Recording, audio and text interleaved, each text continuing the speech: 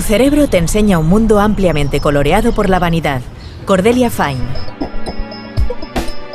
Vanidoso y ególatra, el cerebro trata de convencerse siempre de la opción más cómoda, de la que concuerda mejor con su propia realidad.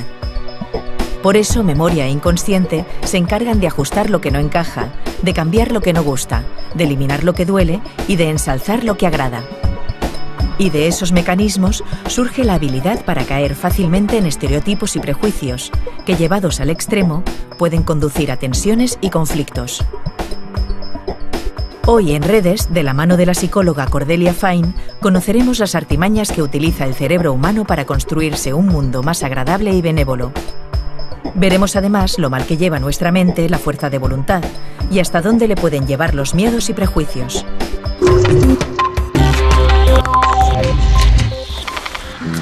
A mí me ocurre como a la experta Cordelia Fine, la protagonista de este programa de Redes.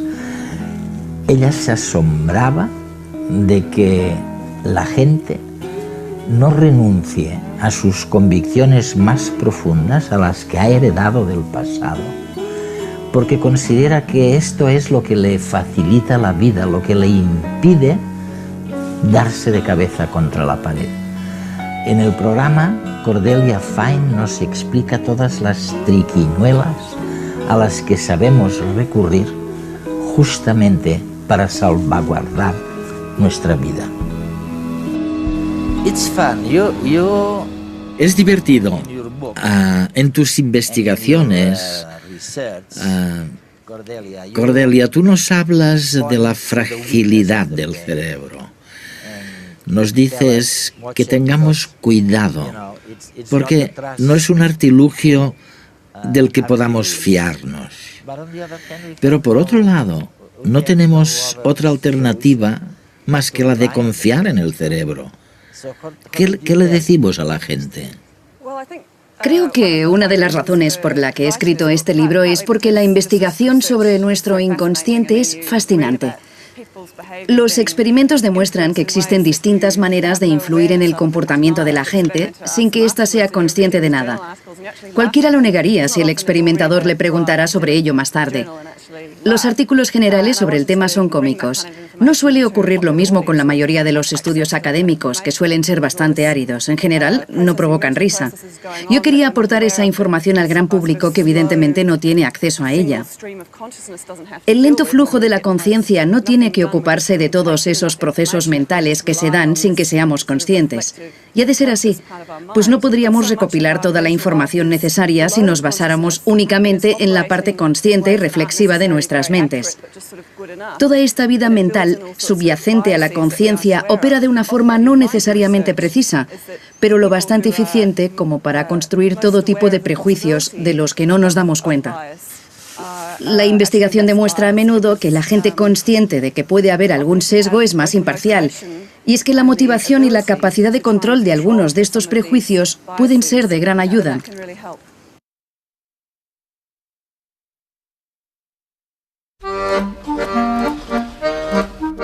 Propósitos para el año que viene. Dejar de fumar.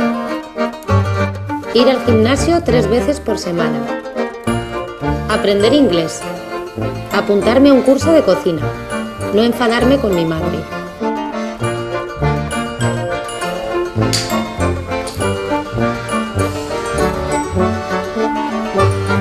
Ay, ya lo dice Cordelia Fine, que la victoria más dura es la victoria sobre uno mismo.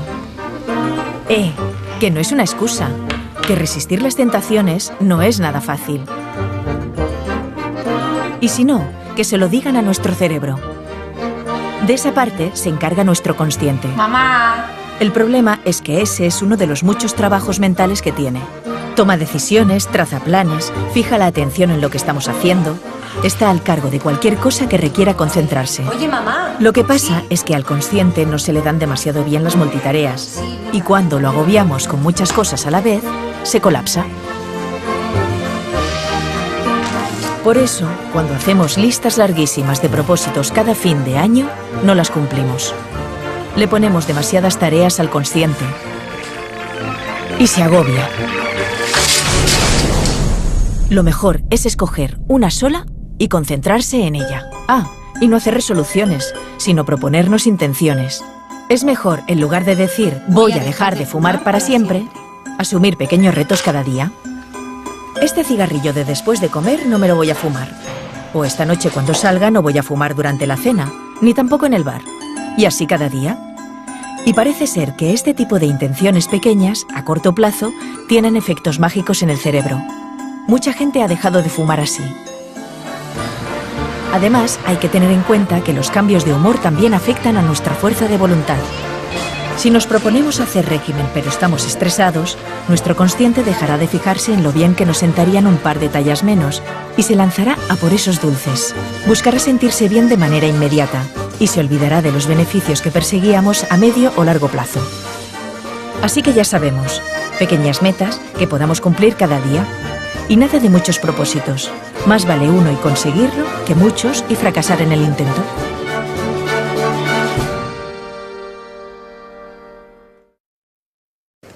De acuerdo, lo que dices es cuidado porque la parte del comportamiento que se rige por el subconsciente es tan grande que deberíamos saber abordarla.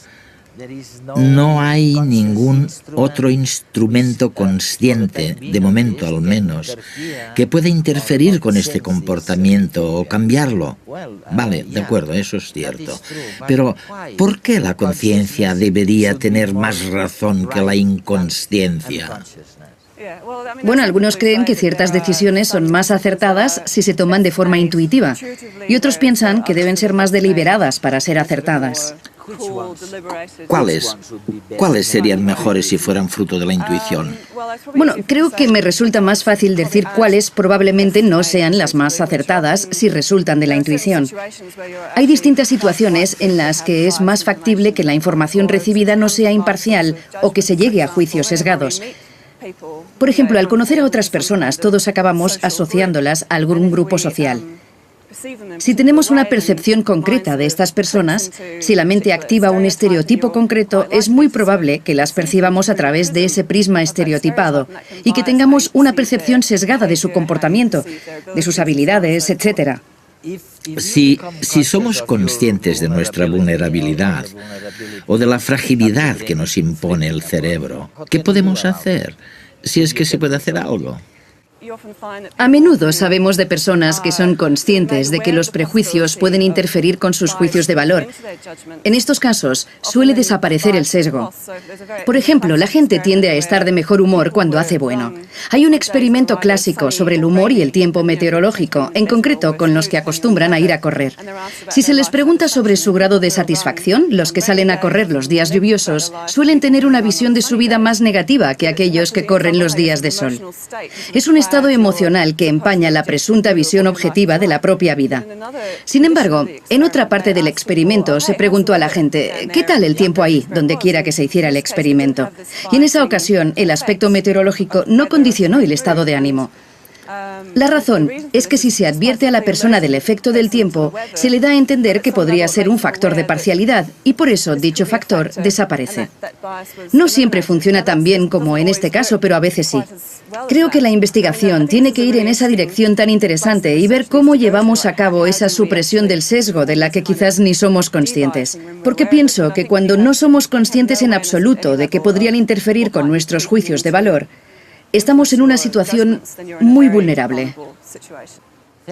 Gracias a tus investigaciones y las de otros colegas, hoy sabemos que el cerebro enturbia nuestras opiniones a través de una vanidad exacerbada, nuestra propia vanidad.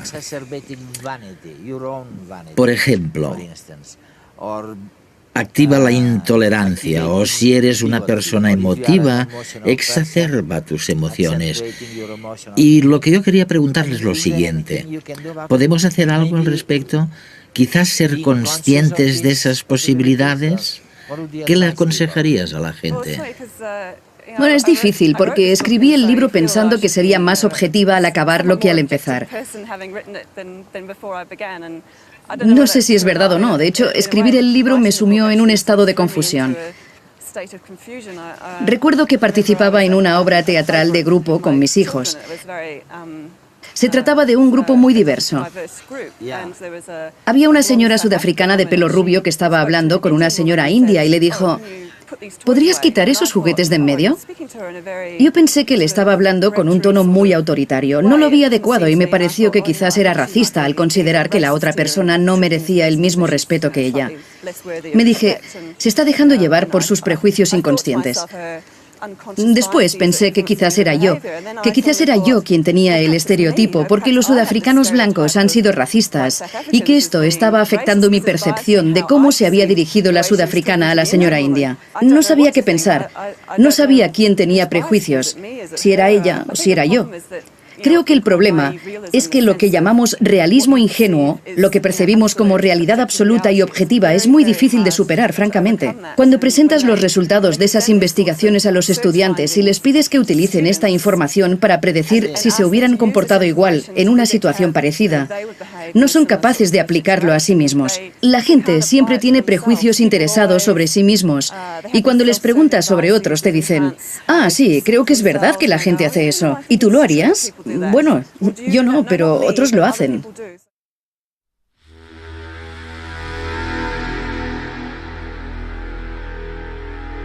A comienzos del siglo XX se modificaron las fronteras europeas y se creó un nuevo estado, Yugoslavia, en el que se aglutinaban pueblos que no tenían nada que ver entre sí.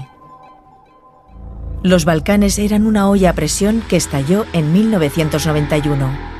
Durante una década se sucedieron atrocidades. Pero ¿cómo fueron capaces aquellos pueblos de cometer tales actos de extrema violencia y crueldad? Tradicionalmente se habían buscado respuestas a partir de las ciencias sociales. No obstante, ahora se sabe que la neurobiología tiene mucho que decir. En la Universitat Oberta de Cataluña, el grupo multidisciplinar de investigadores del Campus por la Paz estudian qué ingredientes originan los conflictos y de qué manera se pueden resolver e incluso evitar. Participaron como expertos en el conflicto de los Balcanes buscando formas de recomponer el tejido social. Una persona que no es de tu país, que no habla tu lengua, que no es de tu color, que tiene otra cultura, eso rápidamente se desarrollan prejuicios en todas partes.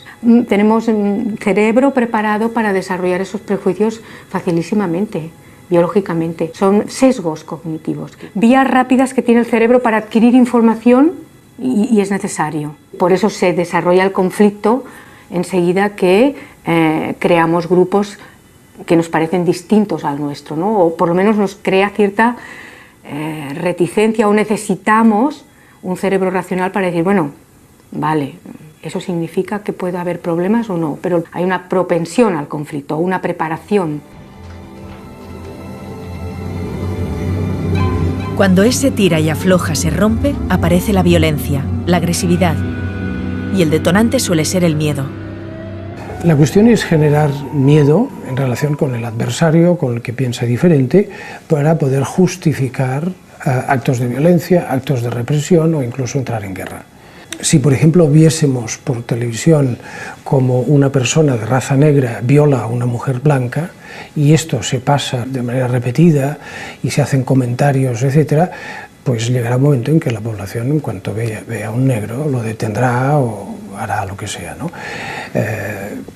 Es muy fácil de manipular. El miedo es una emoción básica que nos hace reaccionar rápidamente. Una estrategia evolutiva sin la que seguramente hoy no estaríamos aquí. Se genera en el sistema límbico, el llamado cerebro emocional, que comprende regiones como el hipocampo o la amígdala. Esta región del cerebro es la responsable de nuestras emociones, desde las alegrías hasta el amor o las penas. Y es tan poderosa que consigue bloquear el resto de procesos cerebrales. Por eso se usa como arma en las guerras. Por ejemplo, en Sarajevo habían francotiradores. El objetivo era producir terror. Entonces, las víctimas tenían tarifas. La tarifa más baja eran personas mayores, ancianos. La más alta, niños. Y si los dejabas inválidos, doble. Porque produce más dolor en los padres y en la población y más terror que no matar a una persona mayor con muchos problemas y enfermedades, ¿no? Otro caso de los Balcanes. Lo que hacían era sacar una familia completa de sus casas, la mitad a la izquierda, la mitad a la derecha. A una de las mitades le sacaban los ojos en vivo. ¿Quién hacía eso? Pues es igual, lo hacían todos. Los enemigos, los contrarios, le sacaban los ojos en vivo, los tenían un rato así, delante de sus familiares, y después los mataban. A los otros no los mataban, los dejaban vivos. ¿Por qué? Porque frente a este acto de extrema violencia, huían. Y se lo decían al resto de la población, y entonces la población huía. Y conseguían el efecto perseguido, que era que vaciasen el territorio.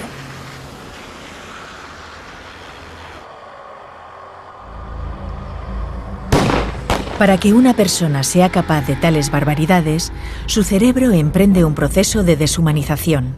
Si deshumanizamos a alguien, lo que estamos es quitándole el identificador de ese es de nuestro grupo, al menos especie humana, y por tanto es más fácil hacerle daño. Para deshumanizar al enemigo hay que tocar al cerebro emocional. Durante la Segunda Guerra Mundial, Estados Unidos presentó a los japoneses como seres que comían pescado crudo, algo considerado repugnante en las sociedades occidentales del momento y que los deshumanizaba a ojos de los americanos. Los japoneses no se quedaron de brazos cruzados. En plena guerra enviaban en paracaídas a los campamentos de soldados discos de cantantes de moda. Trataban así de empatizar con los americanos y que éstos volvieran a verlos como personas, seres iguales. ¿Cómo pueden argumentos tan débiles generar conflictos? Los ingredientes de todas esas situaciones es que toquen al cerebro social. Nuestro cerebro social se ha ido desarrollando utilizando unas redes muy básicas para la supervivencia: el miedo, el asco, la agresividad, los celos. Quizás sin todas esas reacciones básicas nuestra humanidad no hubiera llegado hasta donde estamos. O sea que tampoco hemos de infravalorarlas. Nos parecen absurdas porque cuando usamos la razón y contraponemos información o hacemos estadística o intentamos vislumbrar la verdad, vemos que realmente nuestro cerebro emocional muchas veces se equivoca, pero sin él erraríamos mucho más. La información, la comunicación, son las herramientas esenciales de que disponemos para contrarrestar los estereotipos y los prejuicios y dejar de sentir así miedo ante lo desconocido. Si no sabes quién es el otro, lo temerás. Si lo conoces, verás que entre tú y él hay muchas más similitudes que diferencias.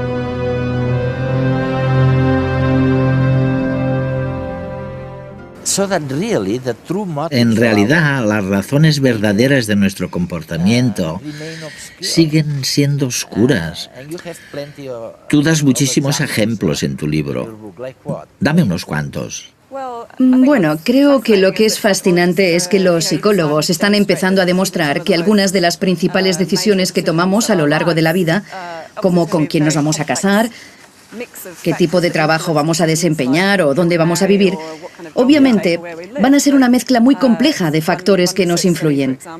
Por ejemplo, la gente tiene un favoritismo inconsciente por aquello que les recuerda a sí mismos. Es una especie de amor propio inconsciente que nos atrae hacia lo que se parece a nosotros mismos.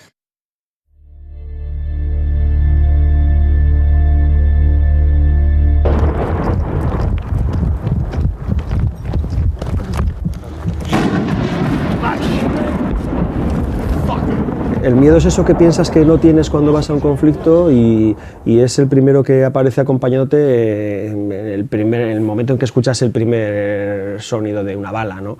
Y desde mi primera experiencia periodística yo he asumido el miedo como el otro miembro del equipo, el tipo que va siempre, esa parte etérea que va siempre contigo, aconsejándote, diciéndote pues que no dobles esa esquina, que no des ese paso, que no sigas mirando a los ojos de manera insolente a ese tipo, lo que sea, ¿no? El miedo es fundamental para volver vivo. Yo creo que soy médica y que por eso estoy vivo.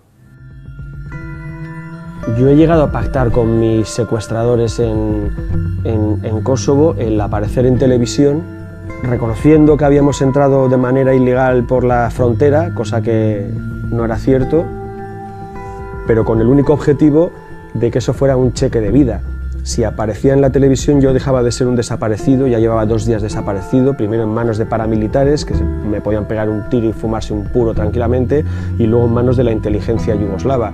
Conseguí convencerles de que hicieran conmigo una maniobra de propaganda bélica que para ellos era buena porque me sacaban en televisión, pero para mí era muy buena porque ya todo el mundo sabía que estaba vivo, lo cual tranquilizaba los ánimos, y segundo, en manos de quien estaba, con lo que se ponía en marcha la maquinaria diplomática.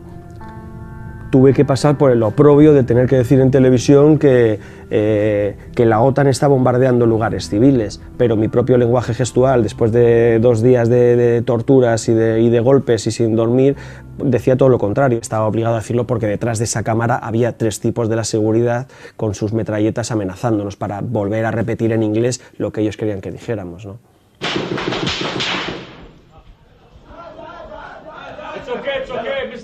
Yo creo que es fundamental el control de las emociones y el saber hasta dónde se puede llegar y qué es lo que se puede hacer, ¿no? Hay que controlarlas y es verdad que las guerras y los conflictos es el lugar donde se está más emocionalmente expuesto a que todo eso se derrumbe, ¿no? Yo creo que el reportero mal llamado de guerra, el reportero especializado en conflictos, tiene que ser una persona fuerte, no una persona dura. La persona fuerte es la persona que reconoce que tiene miedo, la persona que reconoce que también tiene cierta osadía, porque yo la tengo evidentemente, que trata de fomentar su sentido común para que no le juegue malas pasadas y que es consciente de sus debilidades y sobre todo que ha tenido cierto entrenamiento mental, y por qué no llamarlo hasta espiritual, ¿no?, para afrontar situaciones de crisis que en otras circunstancias se solucionan de otra manera. Es decir, no es lo mismo tener que decidir si se entrevista a alguien en el centro de Barcelona o de Madrid que tener que recorrer varias trincheras y pasar varios checkpoints para llegar a la persona que está dando órdenes a los francotiradores que te han estado disparando, ¿no? Es decir, necesitas cierta osadía para hacerlo, cierto sentido común para llegar a las cosas y a la gente, y cuando lo tienes delante necesitas mucha tranquilidad de espíritu y mucha fortaleza mental para, 1, no pegarle una patada en sus partes, que es lo que te apetece, por malo, y 2, para poner pues esta sonrisa que me pones tú a mí ahora, de que yo te entiendo, yo te comprendo, dame la entrevista, reconóceme que eres malo y que estás ordenando matar, y sobre todo déjame salir de aquí con la cinta.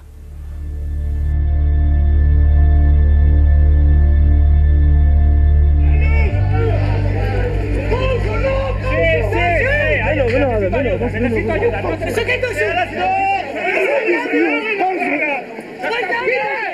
Algo saltó en mí en el momento en que falleció mi compañero, que me llevaba hacia 2 líneas. Una era, para mí se ha acabado la guerra y el conflicto y lo único que tengo que hacer, que me queda ya por hacer, es repatriar su cadáver lo más rápido posible.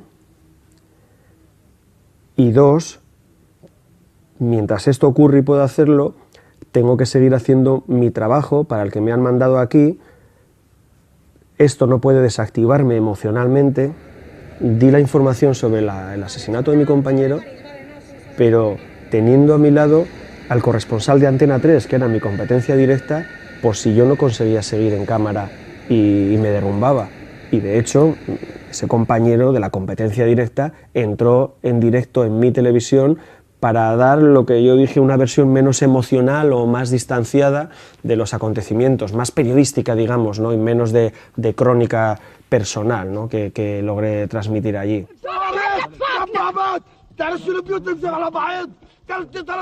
No está reñida la tensión y el estrés con mantener el sentido común. La tensión viene provocada por el ambiente en el que estás, es decir, estás en un lugar donde hay tiros, morterazos, gritos, asesinatos, muerte, tipos con armas por todos los lados que te pueden torcer el día simplemente porque se han metido una hoja de coca de más en la boca, ¿no? A partir de ese entorno tú tienes que ir, digamos, asumiendo todos los inputs que te llegan de lo que ves alrededor para tratar de tomar en un momento determinado la decisión menos mala. No digo la mejor, digo la menos mala, porque las decisiones siempre, o las soluciones, mejor dicho, siempre son malas, todas. Deberíamos intentar ser más racionales, más conscientes, deberíamos prestar más atención a las cosas.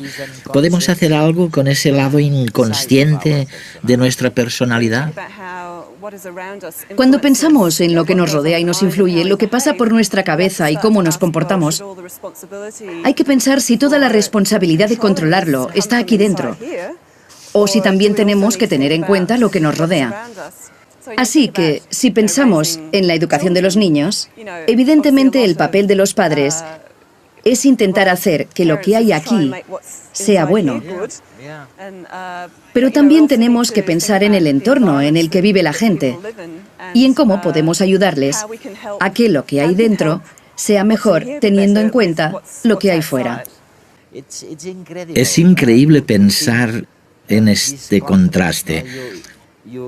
Todos tus pensamientos intentan ver cómo puedes desarrollar ciertas habilidades de tus hijos y por otro lado, descubres cómo el entorno puede ser tremendamente eficaz o poderoso, tanto como tu propia mente. Por supuesto, como padre o madre, tienes un cierto poder sobre el entorno en el que se encuentra tu hijo, pero disminuye a medida que se hacen mayores. El cerebro puede editar y censurar selectivamente la verdad para construir una realidad más amable y dulce. Cordelia Fine.